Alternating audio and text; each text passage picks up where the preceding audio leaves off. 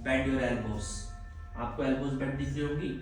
और अगर आपको बकासना में जाना है तो बॉडी को ऊपर उठाना है और अपनी कोहनियों को ऐसे सीधा करना है। ये इस नंबर 1, लेवल नंबर 1।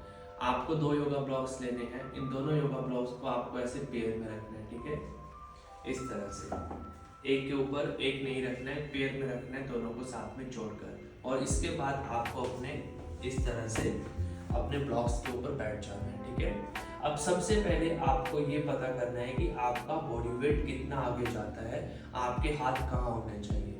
बहुत सारे मेंबर्स क्या करते हैं कि जब वो काकासना परफॉर्म करते हैं तो वो अपने हाथों को ऐसे जमीन पर रख देते हैं, जिससे उनका बॉडी वेट शिफ्ट नहीं होता है। और बॉडी वेट शिफ्ट ना होने के कारण उनकी लेग्स अप नहीं होती है या उनके हिप्स अप नहीं होते हैं, ठीक है। तो सबसे पहले आपको पता करना है कि आपके हाथ कहाँ होने चाहिए। आपको हमेशा याद रखना है कि आपको अपना बॉडी वेट आगे लेके जाना है ऐसे।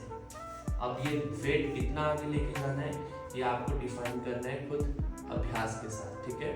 तो just for example let's suppose कि आपको अपने हाथ थोड़े से आगे रखने हैं, जैसे मैंने अभी रखे शोल्डर लाइन के ऊपर स्पाइडर पोजीशन में, ठीक है। अब शुरू होता है आपका काकासना की टेक्निक। टेक्निक ये कहती है कि अगर आपको काकासना सीखना है तो सबसे पहले आप अपनी हील्स को लिफ्ट करो। Number 2, lift your hip up. Number 3, आप अपने दोनों ही घुटनों को अंडर आर्म लेके आओ इस तरह से जैसे मैं लेके आया अभी, और अपने वेट को आगे लेके जाओ ऐसे और वापस आ जाओ। ये हम इसलिए करते हैं ताकि आपको पता चले कि आपके हाथ कितने आगे होने चाहिए।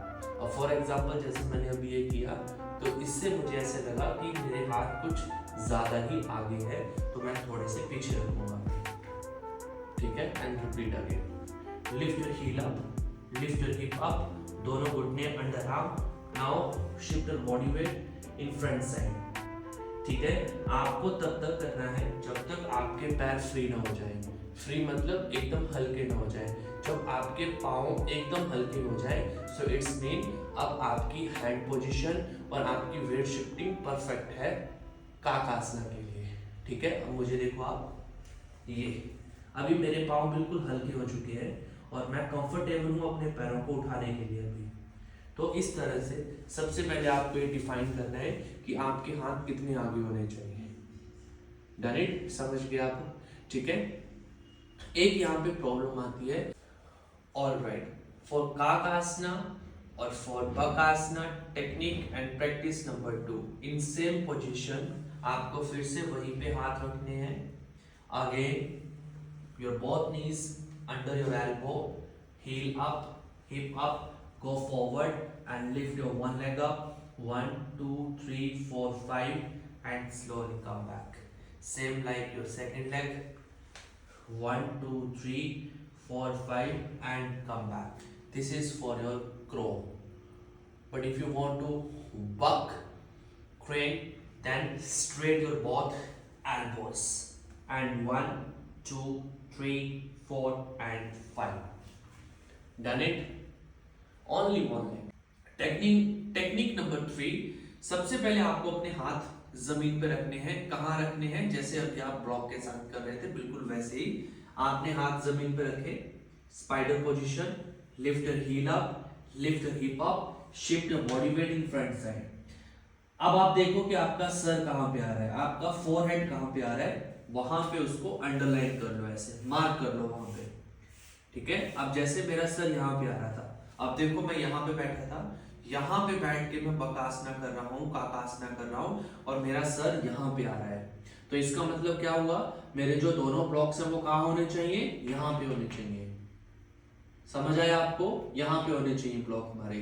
तो मैंने दोनों ही ब्लॉक्स को लिया और यहाँ पे रख दिया इस तरह से, ये।